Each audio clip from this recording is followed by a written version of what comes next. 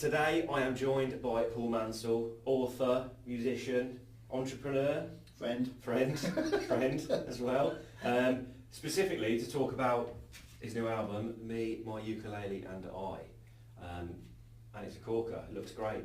You look great on it, in fact. Thank you so much, yeah. I was going to wear that jacket, but I didn't because I thought people would think that's the only jacket I've got. You spent all your money on the jacket. yeah. Okay, so how did the album come about?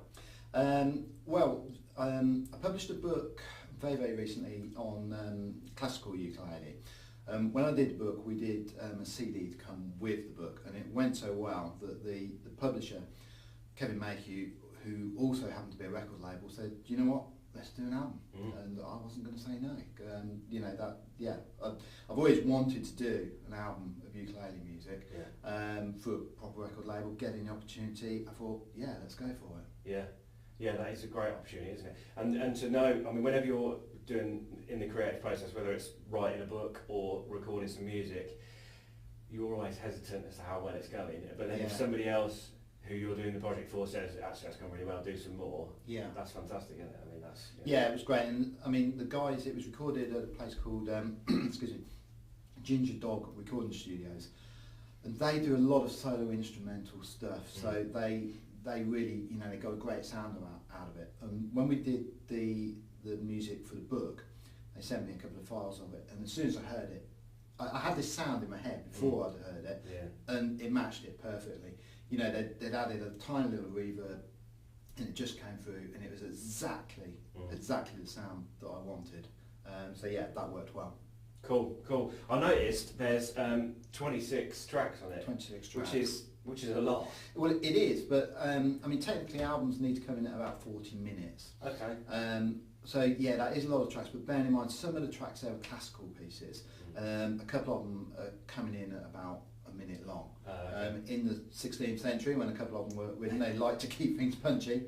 There's some longer ones in that. I mean, the Concerto de Aranjuez, which is it was a concerto by Rodriguez for guitar.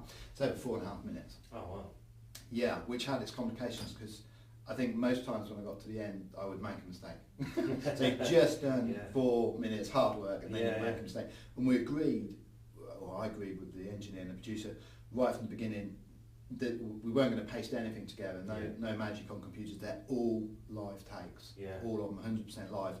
Which did mean on a couple of them, quite a few takes. One of the problems, funny enough, was breathing. The mics. Because you sat there in the studio and you've got 4 mics around you. They do this kind of figure of 8 thing. They really pick up your breathing. I'm a bit of a heavy breather. And then if you're concentrating, your heart rate increases, your breathing increases, and then it's just making more noise, aren't you? Yeah, and they say to you, try and watch your breathing a little bit. So then you start thinking about that, and before you know it, you're making mistakes on the ukulele. Yeah, I'm not surprised because it's not the loudest instrument, so the mics need to be sensitive, don't they? That's an interesting point because obviously with it being small, it's so much quieter than the guitar. So to record a classical guitar is hard enough, but to record classical ukulele is very difficult because it can pick up your fingers moving on the strings. I mean, luckily the strings are all gut strings, nylon, so you don't get that scraping of your fingers along the strings that you get on a classical guitar so much. It's pretty hard to record it. And it's hard to make it a full sound because all of this is solo. There's no layering or anything like that. I didn't play chords and then something over it. It's all solo pieces.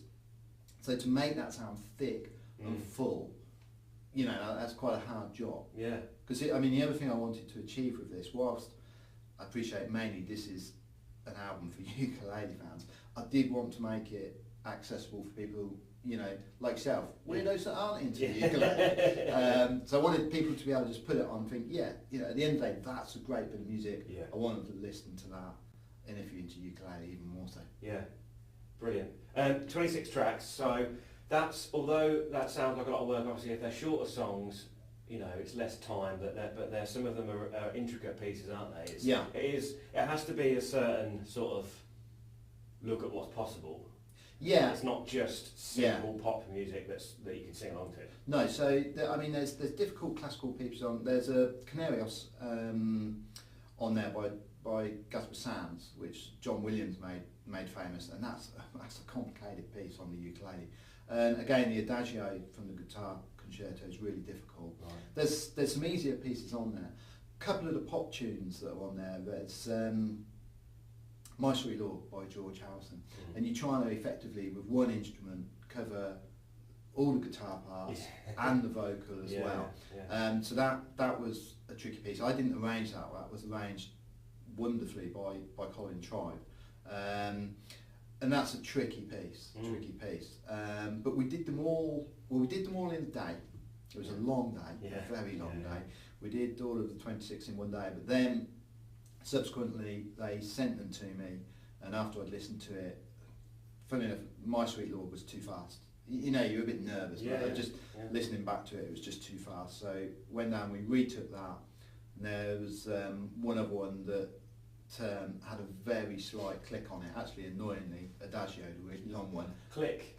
Yeah. What, they were playing through the headphones? No, it was just, my fingers just caught the strings on something. I didn't hear it when I listened to it, and no one did, but then subsequently, so I had to redo that one. But other than that, we did it in one day.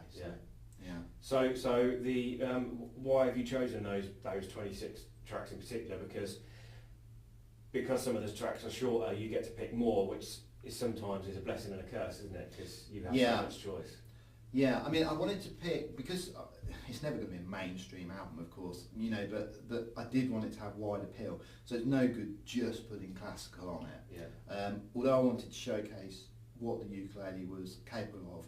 There were also some pieces like Raindrops Keep Falling on My Head on there, which is a wonderful song. You know, I didn't even really know it that well until I sort of did it on ukulele. But it's a classic that everybody loves. And, you know, playing it on ukulele is just so fun. So I wanted to get a wide range of songs on there. Beatles songs, you know, always work well. And then mix it up with classical ones. So hopefully there's sort of something for everyone there.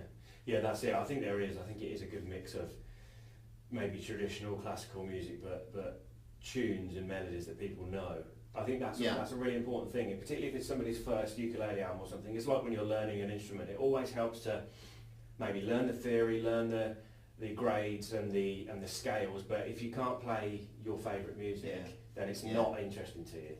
So that's important. I mean, I wanted to get away from, you know, nothing wrong with George for me. He did an awful lot of great music, but you know, I wanted to show that the ukulele is, you know, we've moved on from that, and you know, things are different now. So wanted to do more contemporary pieces as well. Also, you know, there's some flamenco on there. There's some Spanish flamenco. There's some self-compositions on there, some of which are classical. There's a ragtime piece on there. So hopefully it's just showing the diversity of the ukulele and just what a wonderful little instrument it is. Yeah, no, I think it does. I think you've done a great job on that. Great. Where can people get it? You can get it through Kevin Mayhew. It's going to be on iTunes and it will be on Spotify. You can get it at my website as well. So you can buy it. It comes in a really nice digipack. So you can order the CD, or soon it will be on iTunes. But you can buy the download album from Kevin Mayhew as well. Okay, brilliant. All right. Thank you. Great. Thank you very much, Josh. Cheers. Cheers.